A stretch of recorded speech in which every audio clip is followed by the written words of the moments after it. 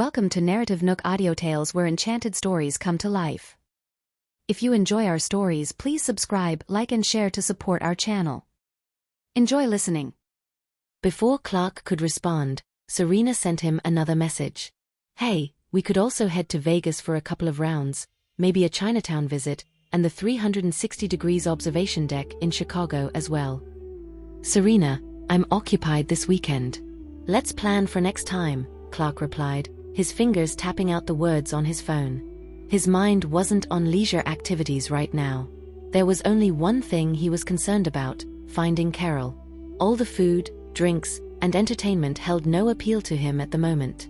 Sure, we'll plan it for next time then, Serena sent back, along with a grinning emoji.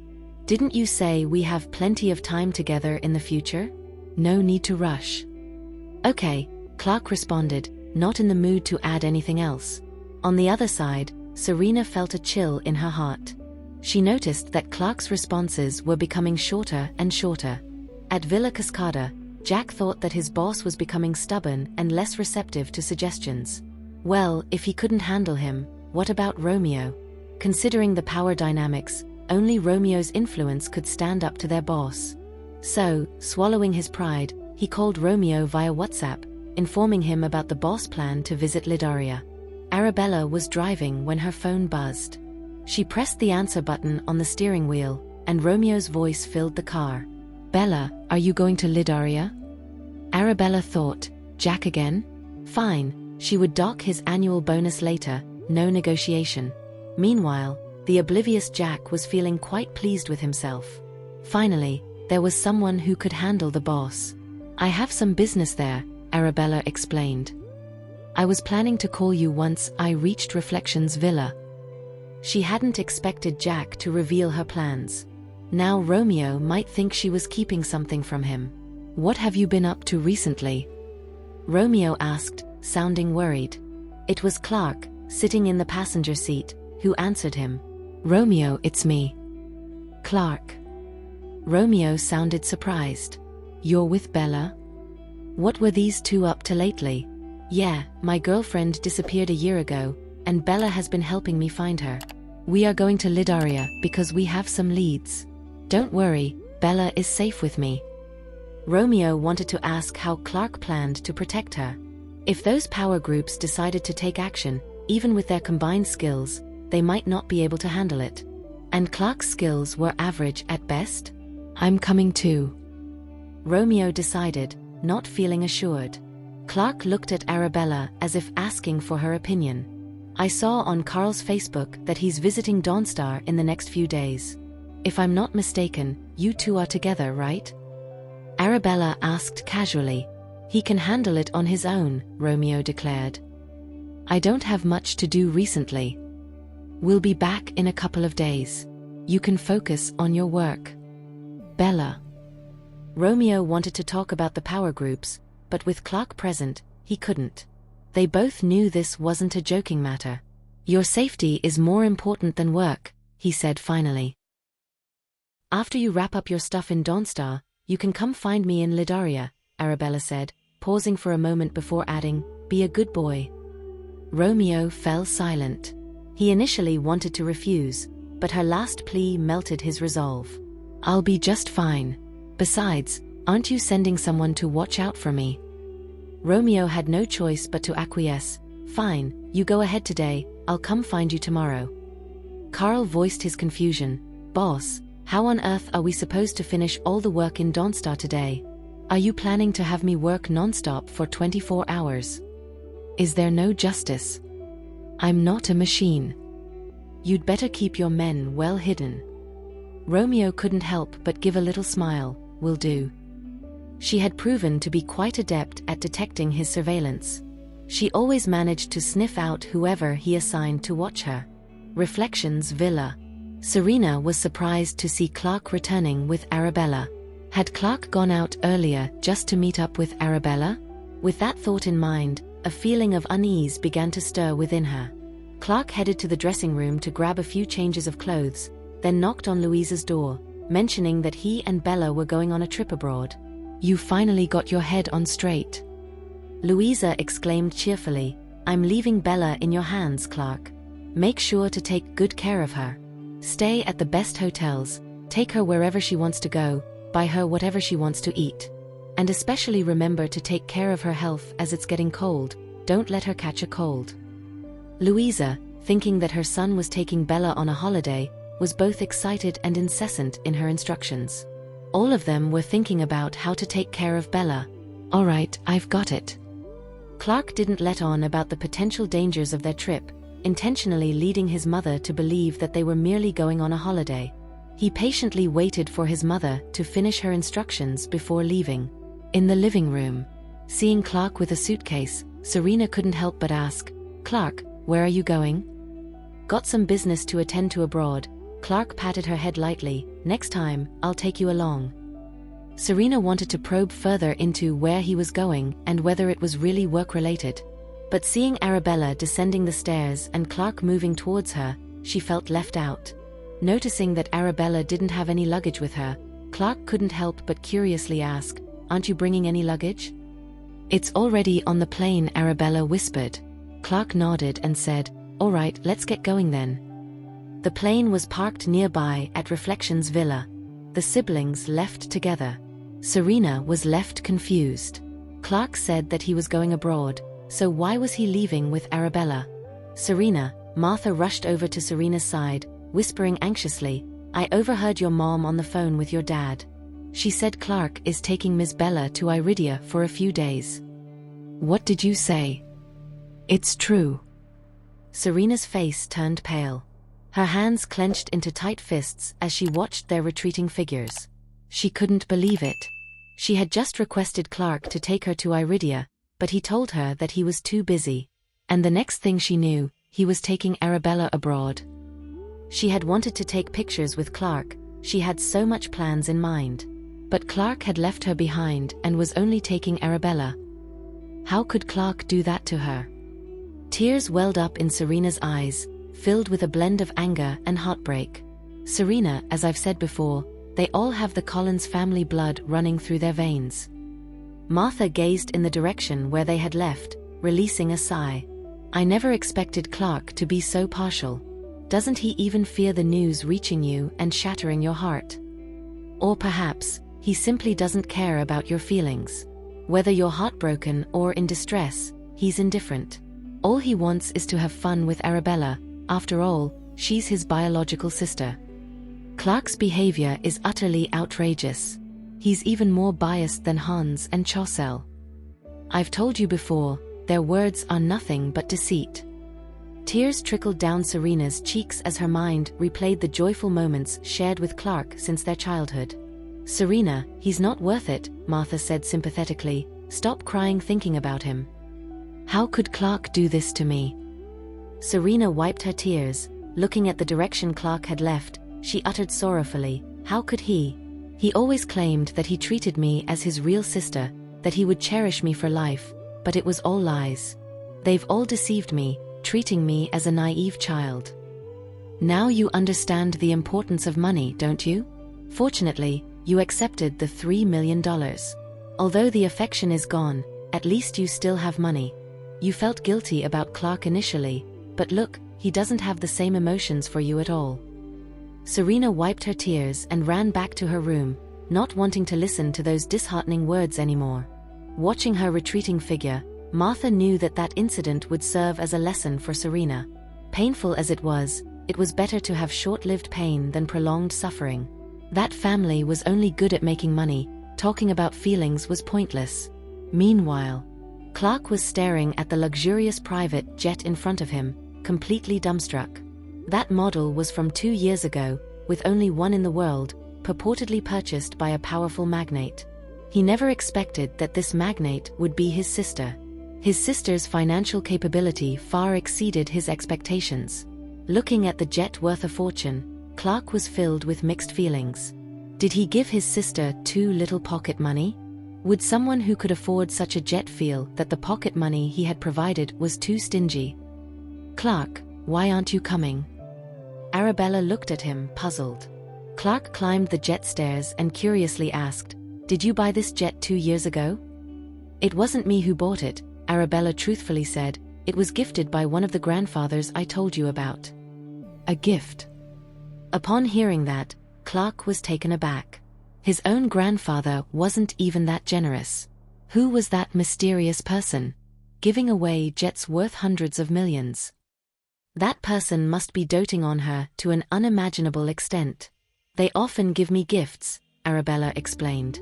She owned over 100 properties under her name alone, not to mention other commercial properties and shares. However, most of those were real estate, and since they were gifts from her grandfathers, she never had the heart to sell them even when she was in need of money. The pocket money her grandfather gave her were used for investment.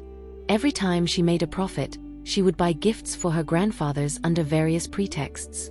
Including this time she came home, the pocket money she received from her parents and brothers, she also invested that money, planning to give them a little surprise after making a small profit. Once they were inside the plane, the lavish interior was a sight to behold, with attendants offering them coffee, pastries, and fruits. Clark, grab a bite first, then you can retire to the bedroom for a rest. There were 4 separate rooms on the plane. The master suite was hers, and of the 3 guest rooms, only one had been used before by the injured Jack. The other 2 remained totally untouched. However, they were regularly cleaned and maintained, leaving them spotlessly neat. You don't seem tired, Clark. But you, after staying up late last night, waking up early this morning, and conducting experiments for hours, should rest. Clark felt guilty, yet admired his sister, who was unlike any other rich young lady he knew, always committed to her business. Most heiresses would be impeccably dressed, attending all sorts of parties, pampering themselves with spa treatments, and indulging in shopping sprees. Compared to them, Bella's life was more fulfilling and meaningful. "Oh, I just remembered something," Arabella said, sitting on the single-seater sofa, sipping on her lemon water. "I didn't find anything related to you in Carol's room."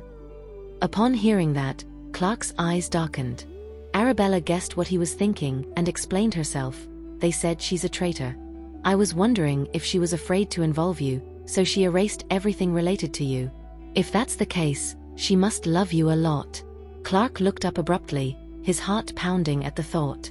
"She was protecting you in her own way," Arabella added, trying to comfort him. Ever since Carol left, Clark had been desolated for a year. At that moment, hearing that possibility, his heart seemed to revive, full of life again. "We have about 10 more hours before we reach our destination. Let's rest for a while," Arabella suggested, standing up and heading to the master suite. Under the guidance of a subordinate, Clark went to the guest room. With the possibility offered by his sister, his mood lifted, and he soon fell asleep. Meanwhile, Arabella busied herself with her own affairs in the master suite until the plane landed hours later. Clark had a good long rest, and woke up feeling refreshed and full of energy. It was only 10 in the morning there, 12 hours behind Solterra. As soon as Arabella got off the plane, someone sent by Romeo came to pick them up. "Are you Miss Bella? Mr. Macmillan sent me. I'm Jerry, responsible for your and Clark's transportation." "Hello." Just as Arabella was about to get in the car, Jerry beat Clark to it, opening the car door for her first. It was quite considerate of him. They followed the address to the apartment rented by Carol's parents. It was on the first floor of a small apartment complex, complete with a small yard where laundry was hung out to dry. Arabella rang the doorbell and waited. A woman came out to answer the door. It was Carol's mother, Taylor Earwood. She looked at the unfamiliar young woman with curiosity before her eyes landed on Clark. She immediately understood that they were together. "How did you find us?" Taylor had a strong impression of Clark. After her daughter left the Earwood family, that young man would show up at their doorstep every now and then, clearly a love-struck fool. "Hi, Mrs. Earwood, we didn't mean to disturb you," Clark feared leaving a bad impression on her. "We've told you earlier we don't have any news about Carol." Taylor was almost about to close the door. Arabella spoke softly. "Carol might be in danger. We're here to help her." Taylor paused mid-step, looking back at the petite and pretty girl. She was so young, how could she possibly be of any help? "No need." Having said that, Taylor prepared to close the door again. "Ma'am," Arabella stopped the door with her hand, speaking gently, "there are people out there looking for Carol. We need to find her before they do, or she'll be in danger." Upon finishing her sentence, Arabella took out her phone and showed Taylor a picture of a bottle of vitamin C. "This thing." Taylor's eyes widened. She immediately recognized the little bottle. It had always been in Carol's room. How did that girl get a picture of it? Had they been to her house and entered Carol's room? The substance Carol has been taking might not be vitamin C, but a lethal poison. Taylor's anger subsided at the mention of poison, replaced by disbelief. How could that be? That thing had been in her daughter's room for a long time. She had even seen Carol taking it. Before Carol found her biological parents, she had been taking that. That was more than a year ago. Was the stuff she took powdery? Arabella curiously asked. Vitamin C usually comes in tablet form. Taylor's face was a picture of shock. That was right. How could she have overlooked that important detail? Pills in bottles like that were usually tablets or capsules. But what Carol had been taking was powdery. If not for the girl's reminder, she wouldn't have given it a second thought even at that moment. She had once seen her daughter pour powdery stuff into water. When she asked Carol what she was taking, Carol said that it was iron supplements and whitening agents. A few days later, she saw the bottle when she was cleaning. It said vitamin C, so she didn't think much of it. Looking back, Carol had been acting strange for over a year. Why would she even take such a thing? Do you have any evidence that it's a lethal poison? Taylor couldn't keep her composure. Her voice trembled as she asked in disbelief. Because there are people trying to kill her, calling her a traitor. Arabella could only tell her what she knew, trying to gain her trust. Upon hearing that, Taylor shook her head vigorously. No, my daughter couldn't possibly be a traitor. You're talking nonsense. We're not sure about the details either. So far, we only know this much. The reason we came here is to get more clues from you.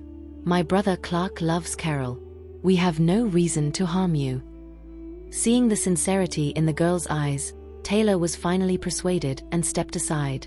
Clark didn't expect his sister to convince Mrs. Earwood. He looked at her gratefully. Taylor was still thinking about what Arabella just said, feeling somewhat distracted. Just then, a man walked out from inside the house. Honey, who was at the door?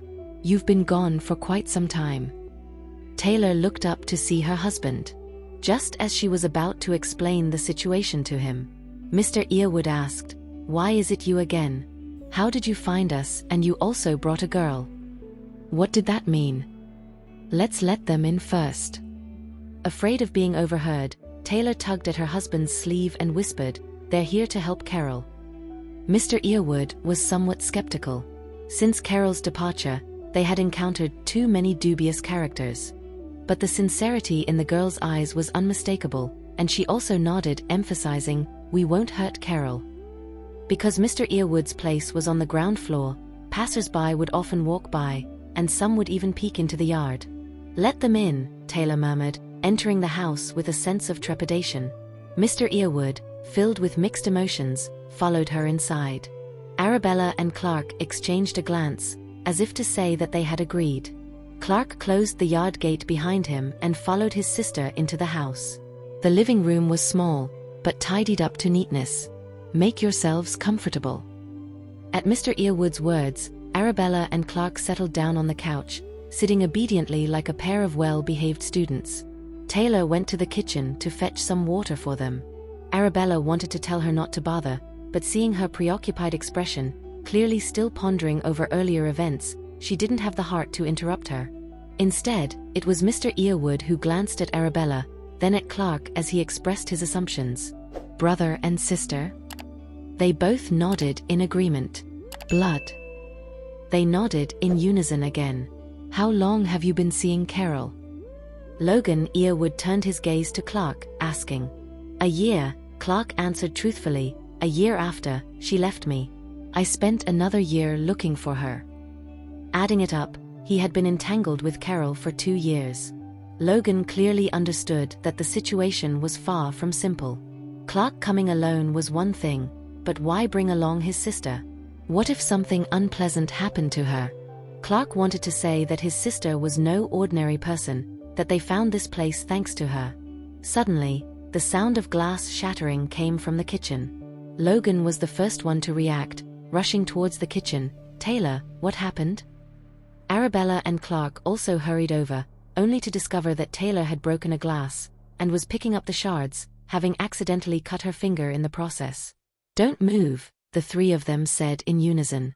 Taylor was startled, finally snapping out of her daze. "Come here carefully, I'll handle the shards." Logan extended his hand towards her, afraid that she might step on the glass shards. Taylor was led out of the kitchen by him, leaving Logan to clean up the mess. Arabella examined her wound, asking softly, "Where's the first aid kit? I can take care of this." "No need, a band-aid will do." "That won't be enough. This cut isn't small, if it gets infected, it could be serious." Taylor was taken aback by the girl's persistence, her mind drifting to her own beloved daughter. "My sister's a doctor. She'll take care of you." Upon hearing Clark's words, both Taylor and Logan were taken aback. Especially Logan, who paused his cleaning of the broken glass, disbelief evident in his eyes. The girl looked young, probably a high school student. How could she already be a doctor? "Where's the first aid kit?" Arabella politely asked again.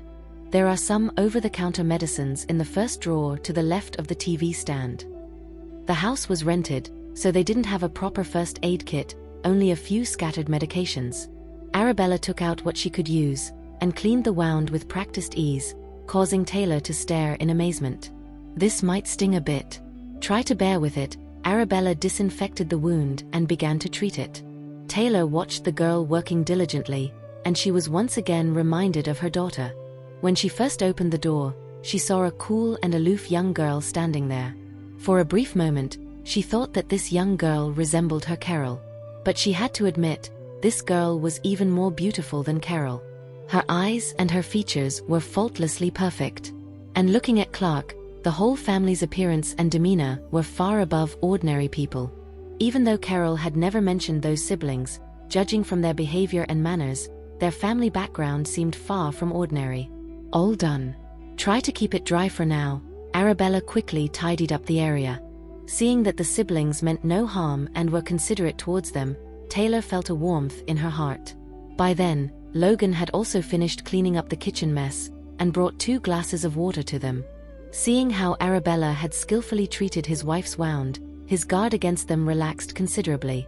"I realized we haven't asked for your name yet." Taylor knew that the girl's brother was named Clark, but she didn't yet know the girl's name. "My name is Arabella Collins." Taylor nodded, turning to her husband and said, "Arabella just mentioned that what Carol ate earlier might not have been vitamin C, but a potent poison." Upon hearing that, Logan was dumbstruck.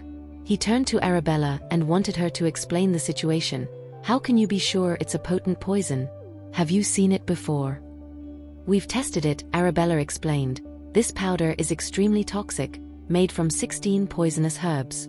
If ingested by a healthy person, it would lead to immediate death.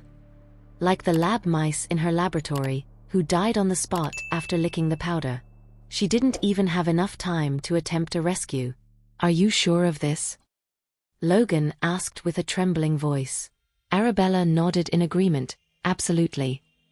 "But if the poison is so potent, why didn't anything happen to Carol after she took it?" Logan asked, still in disbelief.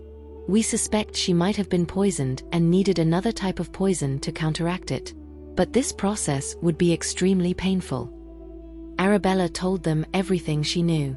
"This poison cannot fully detoxify the body. So, we also suspect that there might be no antidote for the poison in her body, forcing her to rely on this toxic powder to prolong her life." "No, that's impossible." Logan couldn't believe it. His daughter, poisoned and relying on another poison to survive. She'd never mentioned anything like that to them. "So, I wanted to ask if you've ever seen Carol consuming anything from a vitamin C bottle before?" "That was over a year ago," Taylor confessed. "Around last summer, I accidentally saw her pouring powder from the bottle into her water. I asked her what she was taking, and she casually replied that it was an iron supplement for skin whitening. Later when I was cleaning, I saw that the bottle was labeled as vitamin C, so I didn't think much of it back then." If their daughter was poisoned, how could she possibly appear so calm and carefree?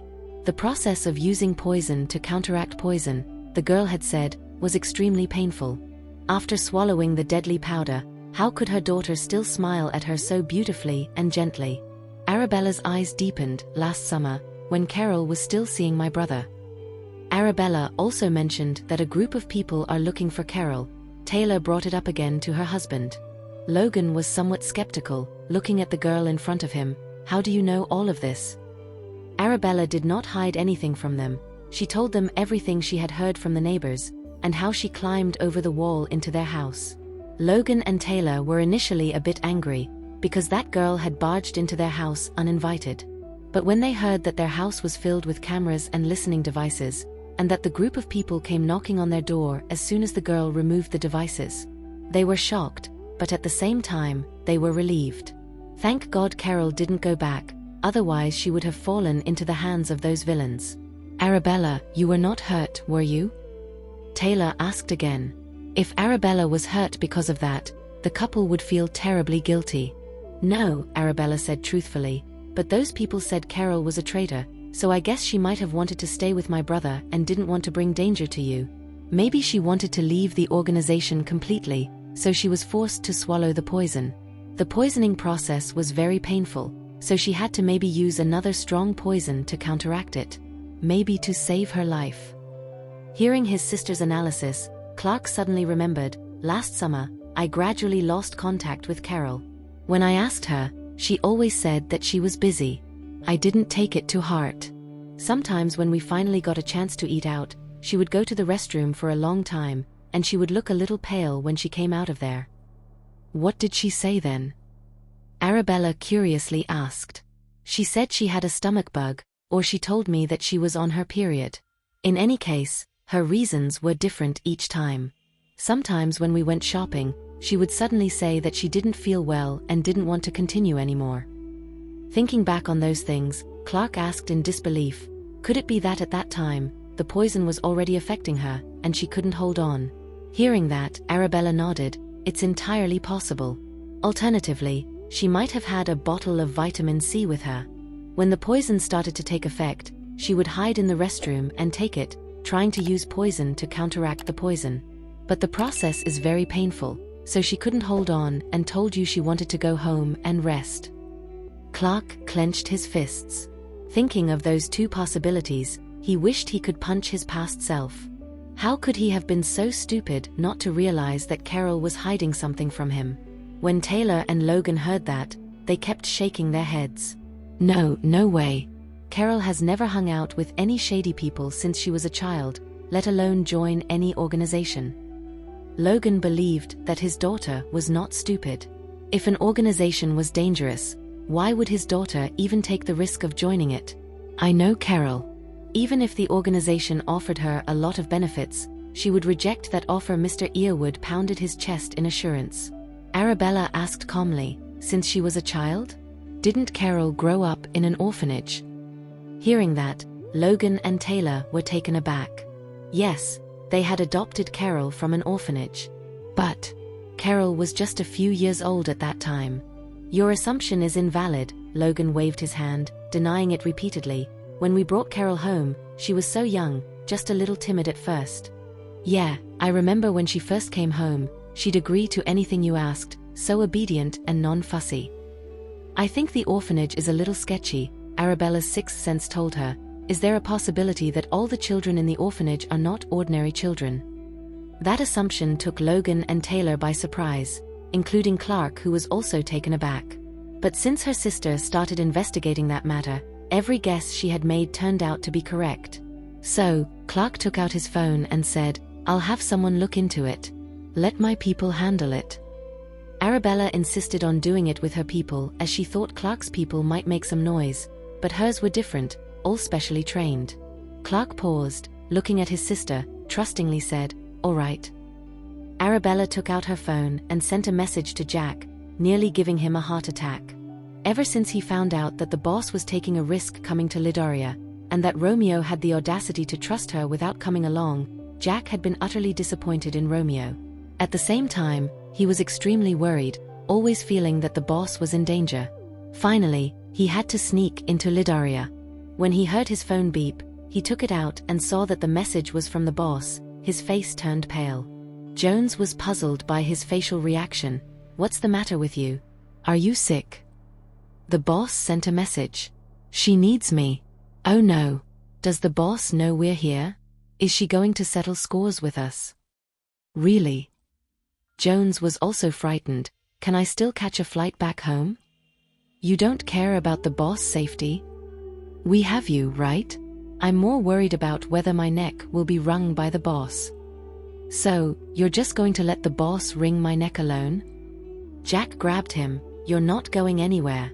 If we're going down together." "Stop it, let me go. I've never been in love. I've never experienced the beauty of life." Jack's phone vibrated again. It was a question mark sent by the boss. He wanted to cry but had no tears. He summoned up the courage to unlock his phone, clicked on the message, only to find out that the boss wanted him to investigate an orphanage back home. He couldn't believe it. The boss didn't know that they were there. Why would the boss suddenly make them investigate an orphanage? Oh my God, he was almost scared to death earlier. "Don't worry boss, I'll get it done." Jack quickly replied to her. Seeing that Jack even sent several emojis expressing his love for her, Arabella resisted the urge to block him, put away her phone, and looked at Taylor and Logan again. "We should have results in a couple of days."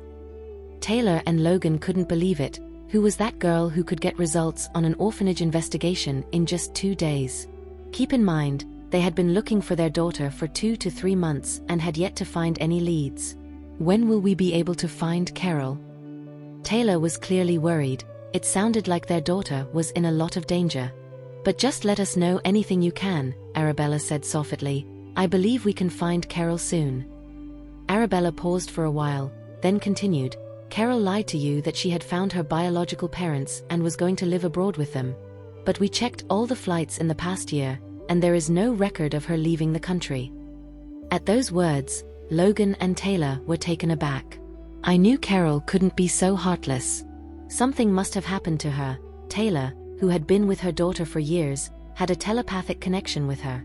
Ever since Carol mentioned finding her biological parents and leaving them, Taylor had had a nagging feeling that something wasn't right and that she was hiding something. Seeing Taylor wiping away her tears quietly, Logan felt a lump in his throat, his voice slightly hoarse. "I rather hope she really found her real parents, and she's not in any danger. If they could, they'd rather have their daughter happy for the rest of her life, even if they could never see her again. Your neighbor mentioned that a few months ago, a group of people visited your house. It was raining, but they kept walking around your yard." Arabella looked up at them.